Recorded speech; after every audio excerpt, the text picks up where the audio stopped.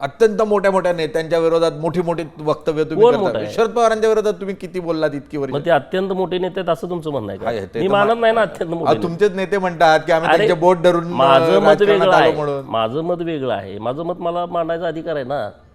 ज्यांचे 10 आमदार निवडून येतात राज्यामध्ये ते अत्यंत मोठे नेते कसे काय असू शकतात? ह्याच्यावर पण विचार चर्चा झाली पाहिजे का नाही? हे बघा, पवार मोठे आहेत, वयानं मोठे आहेत, त्यांनी मोठ्या पदावरती काम केलं, इथंपर्यंत ठीक आहे ना. परंतु जेव्हा आता वास्तववादी चर्चा घडत असेल तर त्यावरती वास्तवावरती यायला पाहिजे ना. आत्ताची परिस्थिती काय आहे महाराष्ट्रातली 10 वर्षामध्ये? देवेंद्र फडणवीस नावाचा एक तरुण मुलगा येतोय, त्यांच्या नेतृत्वात निवडणुका होत आहेत आणि 100च्या वर सलग 3 वेळा आमदार ते निवडून आणतायत. पवारांना ते जमलंच नाही तरी पण तुम्ही त्यांना मोठे नेते म्हणतायत. त्यांच्याबरोबर मी नाही म्हणत, तुम्ही म्हणजे कोणी म्हणत असतील त्यांच्या बारामतीमध्ये नरेंद्र मोदी साहेब पंतप्रधान असताना येतात आणि म्हणतात यांचं बोट धरून आम्ही राजकारणात आलो, हे आमचे गुरु आहेत. हे शब्द कोट अनकोट नरेंद्र मोदींचे आहेत, माझे नाही.